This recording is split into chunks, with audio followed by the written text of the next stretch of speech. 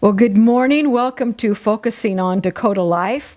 I'm Pastor Terri, and this is my guest today, Mary Koens from the Artemis House in Spearfish. Mary, it's so good to have you with us. Thank you. And I'm hoping that today that the things that you share with us will give our community a greater knowledge of what all you do and what's available through the Artemis House. So let's just take a moment and begin with and tell us a little bit about the Artemis House, maybe what brought you to the Artemis House to begin with, and how long you've been there, and just share with us this morning. Okay, thank you. Thanks for the opportunity. So Artemis House is a domestic violence shelter. The actual name at Artemis House, that is the name for it. Mm-hmm. Our program is called Victims of Violence Intervention Program. Okay. So we serve people, all people, men, women, no matter, who have experienced domestic violence, sexual assault, stalking, those things. The shelter can hold, we have like 42 beds, but we have 7 bedrooms. So generally when we are at capacity, we have 7 families at the shelter. Okay. But we have a whole nother program that serves people who don't need a place to go or a home to go to. They already have a place where they're safe, and then we do outreach services with them. Oh, that is awesome. Mm-hmm. 7 families, that's quite large then. So where do you get your funding for things like this? Most of our funding comes from federal and state grants. Okay. We have several very generous donors who give regularly, monthly, or maybe it's just once a year. Sometimes it's just a one-time gift, but we appreciate every one of them. Yeah. And, it's just amazing how much help we can give to people in this situation because of those donations. That's wonderful. So approximately how many individuals do you reach in a year from our community? We serve approximately 300 people a year. Okay. And about a third of them, or 100, need the shelter. Okay. And we serve Butte, Lawrence, and Harding counties. That was my next question. I was going to ask that. Yeah, that is wonderful. That's quite broad because our counties cover a lot of area. They do. We do have people who do outreach in those areas. They'll go and meet service providers in the area, learn what's available, so that let's say someone calls us from Buffalo, then we already know what's available in Buffalo that may be able to help them until maybe they can get to us or whatever's needed there. And so it's really quite expansive. Yes. I went to your website and I studied out a lot of the services that you have. And of course, a website doesn't go into detail. It's not supposed to. But I noticed that you had several different divisions, so to speak, within your organization. One was taking the people in, but then you had a teaching program to help teach the people something different in life. But then I noticed that you also would show up at the hospital for a rape victim or a sexually abused or battered person. Explain some of the steps with that and just what you do and offer. Okay, so when a person calls us, we immediately assess that situation. And first of all, we're thinking about safety. Yes. Are they safe at the moment? And then from there, we just listen to what their needs are. What is the situation? What's happening? And then we go forward from there. So with regards to the hospital, let's say someone calls and says that they've been sexually assaulted. Most often what happens is the hospital calls us and says someone has reported. And then we go over to the hospital if the person would like us to be there, and we will be present to talk to them, to listen, to be supportive, to just be. Sometimes we just need somebody to be there who understands, who isn't judging us or, having another agenda. They're there for us. Yes. And so that's what we want to be. And if they have questions, then we can help them to understand what's happening in the process of gathering evidence toward a crime that's been committed. Because that's what they go to the hospital for, is for that part. And then because once they've met with us, then it's more likely that they'll feel comfortable to come and let us help with some of the other things that are happening, like to get them connected with counseling, or to, again, listen to what's happening, help them to process what's happened, and to encourage them and to empower them to seek the kind of healing that they might need. So that's one area. If a person needs shelter, they're not safe where they're at right now, we may get that call from the police department, we might get it from a counselor, we might get it from the person themselves or another family member, and then we will assess that. If they are homeless due to recent domestic violence, that's all that's needed to fit the criteria to be into shelter. And then again, we will encourage them to come in, we'll assist them, we'll meet with them, we'll give them a tour of the house, talk about, again, what we can do to help them through this time. We talk about safety, we talk about confidentiality, and then we just are there for that person as they, again, process. But we also do goal setting. Good. We help them to think about where are they going to go? What do they want for their life? How can they set up a violence-free household? Yes. And so that is also part of our education. That's wonderful. And just being aware that life really is hard, and it's harder for some people than others. But we can work together to get through that, and we can be of help to people. I know as a pastor, I've dealt with abused and homes and things like that. And one of the things that I find is that person feels there is no other option for them. Exactly right. Yeah. So your services begin to direct them to other options. And the key part of it is we're not telling them how to live. Right. I never would tell a person they need to live the way I live. That's impractical. It's not even right. But we help them to get to their goals. We get them to process, if I didn't have violence in my life, what would my life look like? Oh, that is wonderful. That's excellent. And then to move forward to whatever that is. Yes. And in order to do it, we have 7 full-time staff. We have 5 part-time staff, which has grown over the last few years, and we're so thankful for that because there's just so much more work to be done. But we make sure that we know other service providers in our area. We can't do it all. Yes. And so by knowing, there are counselors, by knowing that there are people who can help with finances, that there are lawyers, that there are other areas that might be able to help with furniture or those kinds of things, and we can refer out and have the needs met that the people are actually having so that they can move forward. Oh, that is wonderful. I noticed that on your website you gave a list of things for a person who is in an abusive situation and they might have to leave.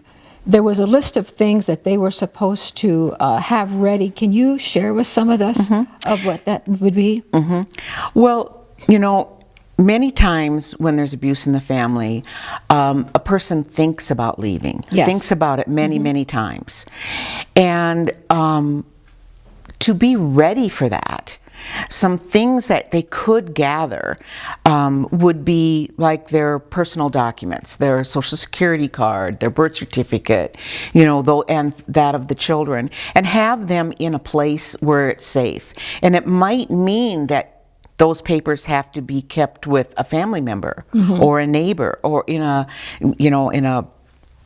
another place outside of the home, because abusers like to destroy those things. Yes. And the message in doing that is you have no value. Yes. And so, protect those things. Now, we do have funding to replace those things if they are destroyed. However, it's quite a process because you need one to get the other. And so sometimes it's pretty difficult. Yeah. But for sure having your documents if that's possible. If you can stick away a little bit of cash so that you can get a taxi if you need it, or you can, put gas in the car, or you can go to a motel if you need to right at the beginning, or whatever it is that just might be needed for a little while, that you have some cash, that would be helpful.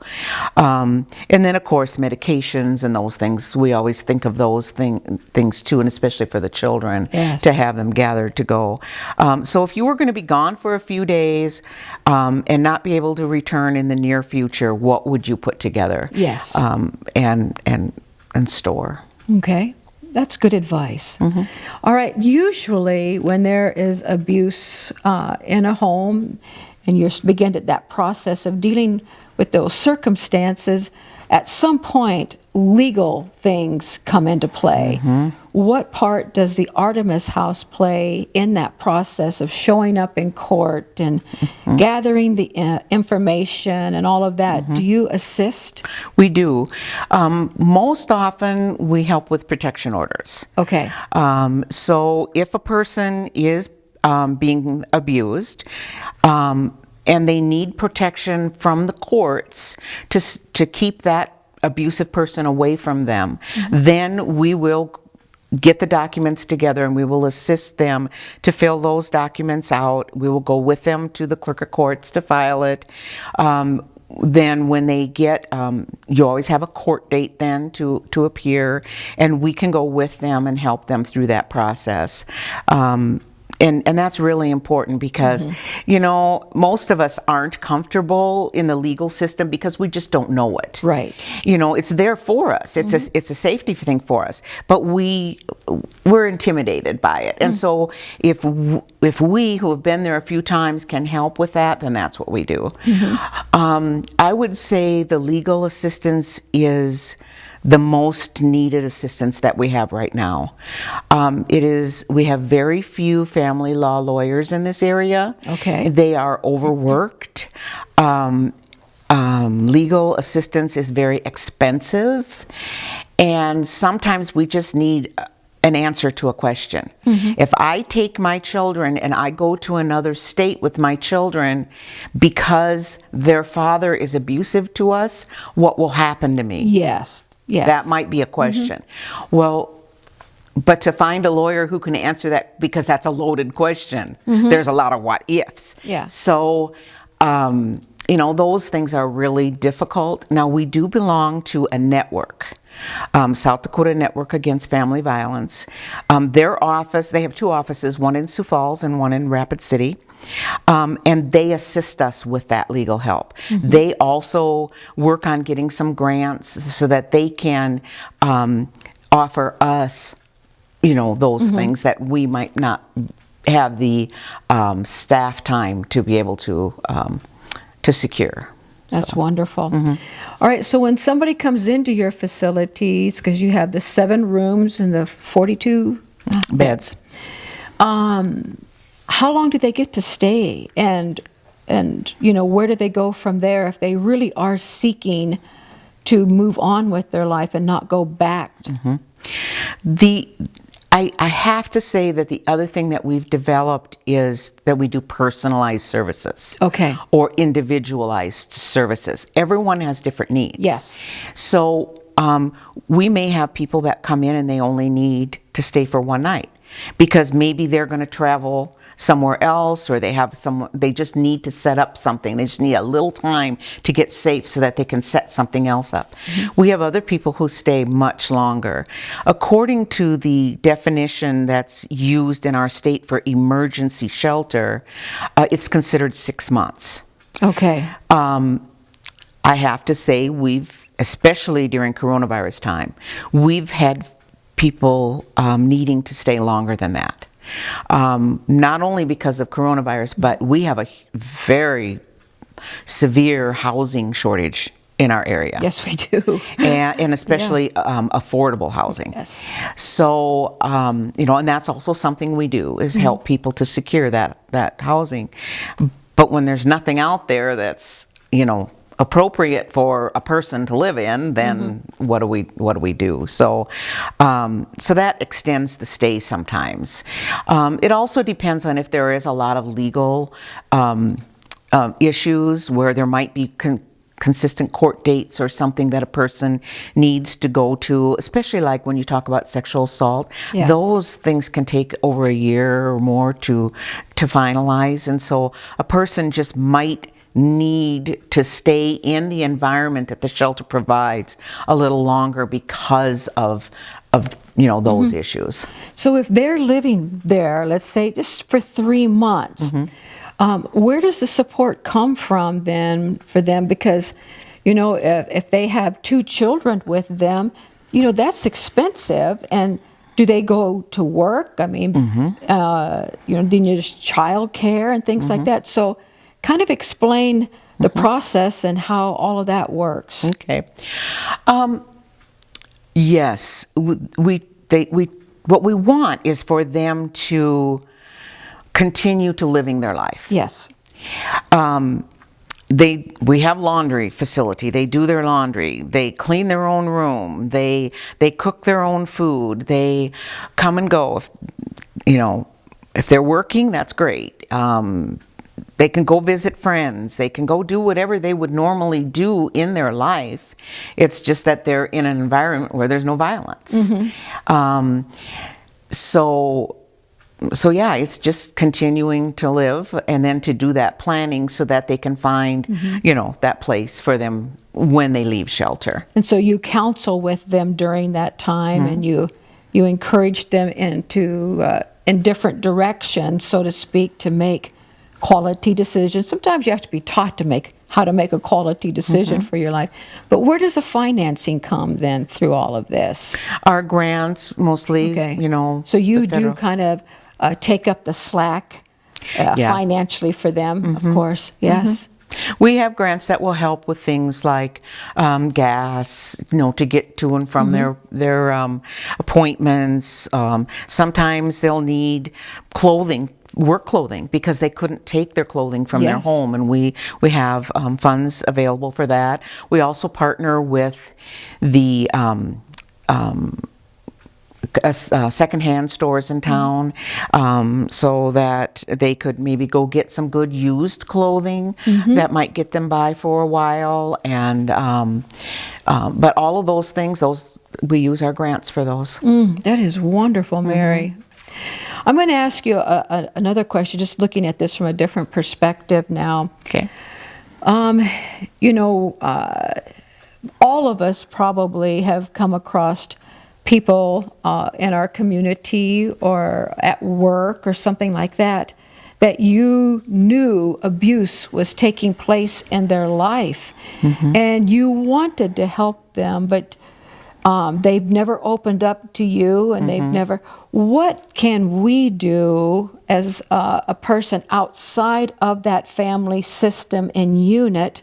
Is there anything that we can do to begin to rescue that family that needs to be brought out of abuse?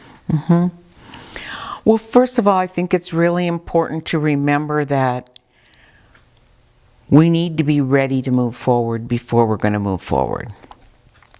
So another person might think we should do something, but it might not be the thing that we should do at that time, or we're just not ready. Yes. So I think being kind, being understanding, maybe what you do is you just make sure you smile when you wave at that person, that you recognize them as another person, and be kind, not judgmental, not pushing your way in, recognizing too that it might be a threat if you were to start going there for coffee or inviting them for coffee. They may not be able to do that within their family environment and be safe. So look for those clues. Be helpful, be friendly, be kind, but also don't take it personally if they keep saying no to you, because there might be another reason. Absolutely. I think that there is such a thing as bystander intervention. If you see another person being hurt, call the police. We need to do that. We need to intervene, and sometimes that's what it takes before a person can leave, is to have the police understanding what's going on there. Yes, yes. That's good advice. So, and then, of course, if you know about Artemis House and you have the opportunity to let the person know about Artemis House, that would be another way to let them know that there is support out there and that there are programs for, specific things. But again, I'm not sure, as just someone who just saw things would, from the outside, would really be able to do that. So. Okay, all righty. Well, you have quite a large influence and work in our community, and I think it's awesome what you're doing. But I'd like to ask you this morning that we as a community, how can we help you fulfill your mission at the Artemis House? I would say the first thing would be go to our website and check us out. Yes.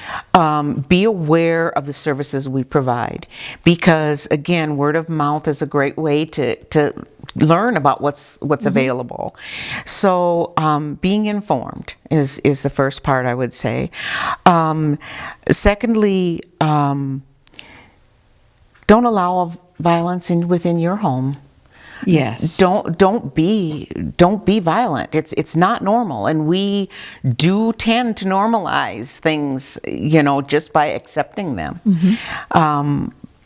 And then, of course, donations toward our agency do go to directly assist the people who are in that situation. So of course we appreciate when people see a fundraiser we're doing and they will become a part of it, or just maybe find a way to help and to donate to other people is just really appreciated. Awesome. Do you take in clothing or furniture or anything like this? Or do you just work with the places there in Spearfish? Oftentimes we'll have groups, purchase new clothing or, new pillows or, things like that, which is always appreciated. The truth is that we're using all of our space, so we don't have storage. I have, yeah. And so, and then the other thing is the time it takes to sort through storage and to keep it. It's difficult sometimes, and we want to help people not be buried in stuff, if that makes sense. And so what we've done is we've partnered with those secondhand places. That's wonderful. And so if donations were to go to them, then we use a voucher system. And so, like, say someone comes and doesn't have any clothing, or they need a certain type of clothing, like, to do job interviews or whatever. The children have outgrown their things and they need something. Then we write out a voucher, and then they go to that store and they can receive those things at no cost to them. That is wonderful. What about food? Do you take donations for food, or if it's unopened, and not outdated, or we can. We do work through Feeding South Dakota, which we get things at a very reasonable cost. Yes. We also use the food pantries in our areas. The other part of, and the reason we do that is because we want people to know after they've left our program and moved out, what are the supports in the community. So if they have gone to the food pantry, for an example, then they'll know if they need that down the road, that is a place that they can go. So again, it's teaching people to use the systems that are already set up, because none of us can sustain doing it all. So yeah. That is wonderful. I want to stress to our audience that one of the main things that we talked about earlier is the fact that there is safety. You are a support system, and there's confidential and you have provide much safety for these people, because in that abusive situation, you don't feel safe. Right. And I am really blessed by the things that you shared with us this morning. This is such a much needed thing in our community. But before we close, is there anything that you would like to add to what you've shared with us today? If you had an opportunity to just share your heart or your thoughts, is there anything that you'd like to share? I would say mostly that everyone who works in our agency is there because they want to make a better world. That they want to see no violence. They want to see people living in peace. And they want people to be empowered to be able to make their own decisions. The thing about domestic violence is it's one person wanting power and control over another. Yes. And that's just wrong. And so I think that knowing that we all do our jobs and we do it as well as we can, and that we do care about people, is probably the most important thing I would like to say. It's wonderful.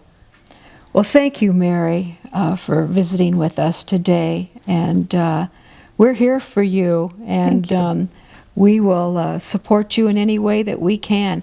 Let us know about those fundraisers. Okay. And we'll get the word out. So God bless you, and thank you so much. Thank you.